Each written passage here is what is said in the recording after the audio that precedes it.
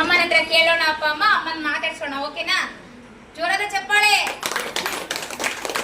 ಅಮ್ಮನ ಹೆಸರು? ನನ್ನ ಹೆಸರು ಜಯಲಕ್ಷ್ಮಿ ಅಂತ. ನಾನು ಯಾವ ಊರಿಂದ ಬರ್ತಿದ್ದೀರಾ?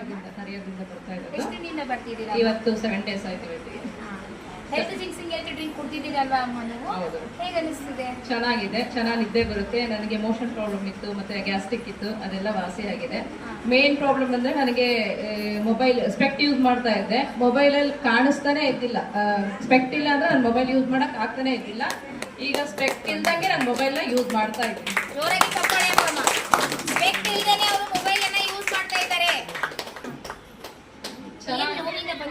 ನಾನು ಕಾಲು ನೋವಿಗೆ ಬಂದಿದ್ದೀನಿ. ಕಾಲು ನೋವು ಮೊನ್ನೆ ಅದು ವೀಟ್ ಇಟ್ಟು ಇದು ಮಾಡ್ತಾರಲ್ಲ, ಅದು ಕೊಟ್ಟಿದ್ರು. ಸ್ವಲ್ಪ ಪರವಾಗಿಲ್ಲ, ಇನ್ನು ಸ್ವಲ್ಪ ಇದೆ. ಅದು ಸ್ವಲ್ಪ ಕ್ಯೂರ್ ಆಗ್ಬೇಕು.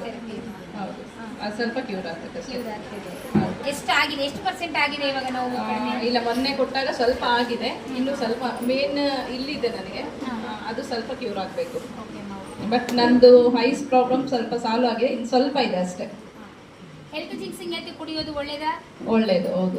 ನಿದ್ದೆ ಚೆನ್ನಾಗಿ ಮಾಡಿದ್ರಾ? ನಿದ್ದೆ ಚೆನ್ನಾಗಿ, ನಾನು ನಿದ್ದೆ ಮೋಷನ್ ಚೆನ್ನಾಗಾಯ್ತು. ನಾನು ನಿದ್ದೆನೆ ಮಾಡ್ತಿದ್ದಿಲ್ಲ. ಹೇಳ್ಬೇಕಂದ್ರೆ ನಾನು ರಾತ್ರಿ ಮಗಿದ್ರೆ ಬೆಳಗ್ಗೆವರೆಗೂ ಬರೀ ಏನೇನೋ ಪ್ರಾಬ್ಲಮ್ಸ್ಗಳು ಅವು ಇವು ಆ ಥರ ಎಲ್ಲ ಆಗ್ತಾ ಇತ್ತು. ಈಗ ಚೆನ್ನಾಗಿ ನಿದ್ದೆ ಬರ್ತಾ ಇದೆ, ಚೆನ್ನಾಗಿ ನಿದ್ದೆ ಮಾಡ್ತೀನಿ.